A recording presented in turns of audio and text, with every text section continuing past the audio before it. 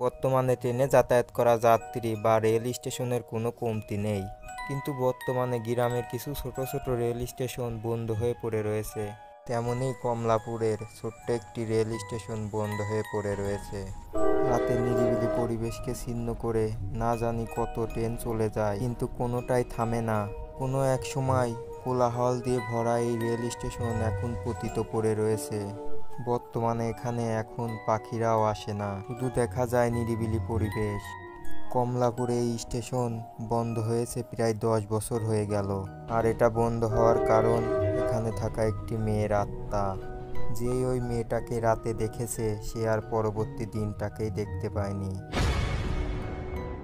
কিছু বছর আগে রাহুল অন্য একটি স্টেশন থেকে বদলি হয়ে এই কমলাপুর স্টেশনে আসে। ও কমলাপুর স্টেশনের নতুন স্টেশন মাস্টার ছিল। রাহুল অনেক খুশি ছিল, কারণ সে অনেক ছোট্ট একটি স্টেশন পেয়েছে যেখানে লোকজনের আনাগোনাও কম ছিল এবং কাজও কম ছিল। স্টেশনের পাশেই একটি সরকারি বাংলোতে রাহুল আর তার স্ত্রী দুজনে একসাথে থাকতো। একদিন কম্পিউটার চালাতে চালাতে রাহুলের অনেক রাত হয়ে গেল এবং সে একটি সিগারেট জ্বালিয়ে ছাদে গেল। তখনই সে দেখতে পেল স্টেশনের উপরে সাদা সালোয়ার পরা একটি সুন্দরী মেয়ে দাঁড়িয়ে আছে আর সে চিল্লাচ্ছে। রাহুল তখন তার ঘড়িতে দেখলো তখন রাত 2টা বেজেছিল।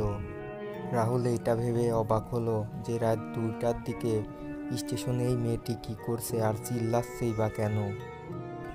রাহুল মেয়েটিকে গুরুত্ব না দিয়ে নিচে চলে গেল।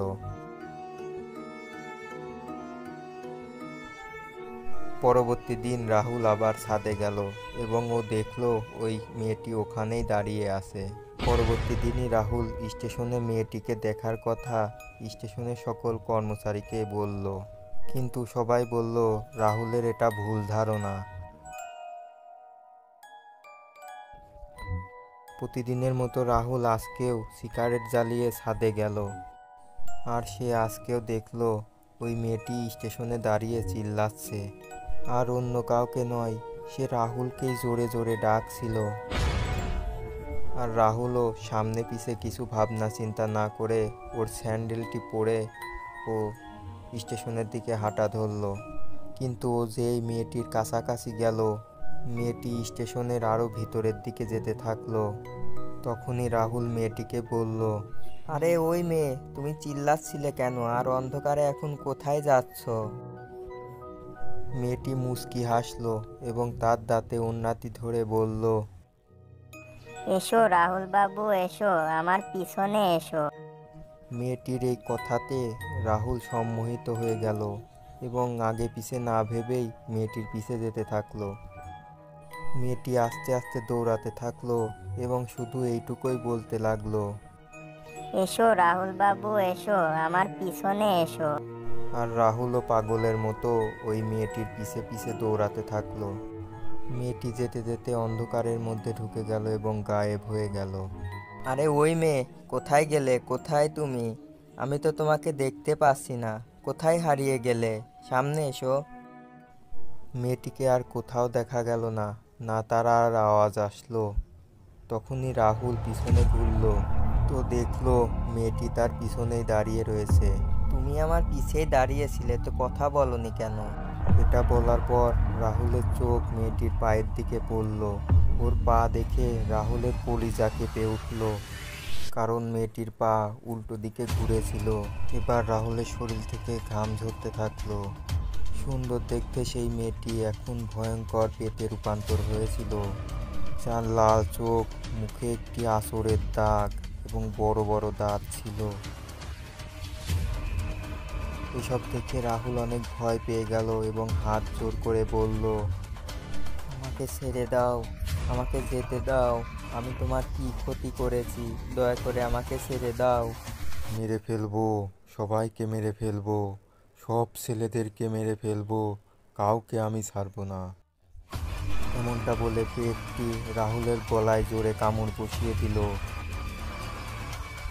এর ফলে রাহুলের গলা থেকে অনেক রক্ত বের হচ্ছিল এবং সে বাঁচাও বাঁচাও করলে চিল্লাচ্ছিল। এরপর আবার রাহুলের গলা সে হাত দিয়ে চেপে ধরল। এরপর পেতনিটি রাহুলের পা ধরে রেল লাইনের কাছে নিয়ে গেল এবং ওকে রেল লাইনের উপরে ফেলে দিল। টেনে কেটে রাহুলের হাত পা মাথা সব আলাদা হয়ে গেল এবং ও মারা গেল। পেতনিটি রাহুলের রক্ত দিয়ে ওখানে লিখে দিল, সব ছেলেদের মেরে ফেলবো, কোনো ছেলেদেরকে বাঁচিয়ে রাখবো না। এই কথাটি পরবর্তী সকালে আগুনের মতো ছড়িয়ে পড়ল। কি এই স্টেশনে কোনো প্রেতের ছায়া আছে যে ছেলেদেরকে শিকার করছে আর ওই রাহুল বাবুকে মেরেছে? ওই রাতের পরে যেই ওই মেয়েটিকে স্টেশনের উপরে দেখেছে সেই সম্মোহিত হয়ে ওর পিছে পিছে গিয়েছে আর সে ফিরে আসেনি। ওই পেটটি যাকেই মারত তার রক্ত দিয়ে লিখে দিত, কোনো ছেলেদেরকে ছাড়বো না, সব ছেলেদেরকে মেরে ফেলবো। এতে প্রায় দিনই কারোর না কারোর মৃত্যু হতে থাকতো। এতে গ্রামবাসী অনেক ভয় পেয়ে গেল। আর ওই স্টেশনে রাতে তো দূরে থাক, দিনেও কেউ যেত না। আর সরকারি কর্মচারীরাও ওখান থেকে পালিয়ে যেতে শুরু করলো। কোনো স্টেশন মাস্টারই ওখানে থাকতে চাইতো না, তাই ওখানে ট্রেন থামাও বন্ধ হয়ে গেল। ধীরে ধীরে স্টেশনটি বন্ধ হয়ে স্টেশনটি কবরস্থানে পরিণত হলো। আর গ্রামবাসীরাও চিন্তিত ছিল, কেন এই পেটটি শুধু ছেলেদেরকেই মারে। আর তখনই পাশের গ্রামের রহিম চাচা সেখানে আসে।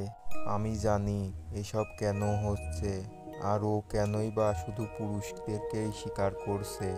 আমি তখন স্টেশনে ছোলা বিক্রি করতাম। আমি একদিন আমার দোকান বন্ধ করে যাচ্ছিলাম, তখন আমি দেখলাম একটা মেয়ে স্টেশনের উপরে আসলো। রাত তখন প্রায় 12টা বাজে।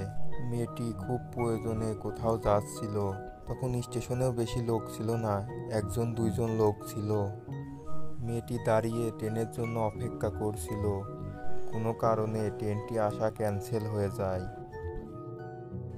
তখনই ওর কাছে কিছু বকাটে ছেলেপেলে আসলো এবং ওকে বিরক্ত করতে শুরু করলো। আমি ওই মেয়েটিকে সাহায্য করার জন্য গেলাম, তখনই একটা ছেলে আমাকে কিল মেরে মাটিতে ফেলে দেয়। হঠাৎ একটা ছেলে ওর ওড়না টেনে নিল। বাকি ছেলেরাও কখনো ওর গালে কখনো ওর মাথার চুলে হাত দিতে থাকলো। মেয়েটি বলতে থাকলো, ছাড়ো, ছাড়ো আমাকে, ছাড়ো বলছি, ছাড়ো, ছেড়ে দাও। মেয়েটি একটি ছেলেকে ধাক্কা দিল এবং ওখান থেকে দৌড়ে পালাতে শুরু করলো। ছেলেগুলো ওর পিছু করছিল। আরও দৌড়াতে দৌড়াতে রেল লাইনের উপরে চলে আসলো।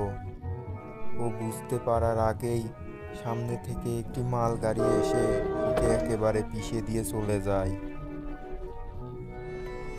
তখন থেকে ওই মেয়েটির আত্মা ওখানেই ঘুরে বেড়াচ্ছে, আর ও রাতে কোনো ছেলেকে ওখানে দেখলেই ওকে মেরে ফেলে। যদি গল্পটি ভালো লেগে থাকে তবে একটা লাইক করে চ্যানেলটাকে সাবস্ক্রাইব করে পাশে থাকা বেল বাটনটি অন করে দিন পরের গল্পগুলো দেখার জন্য।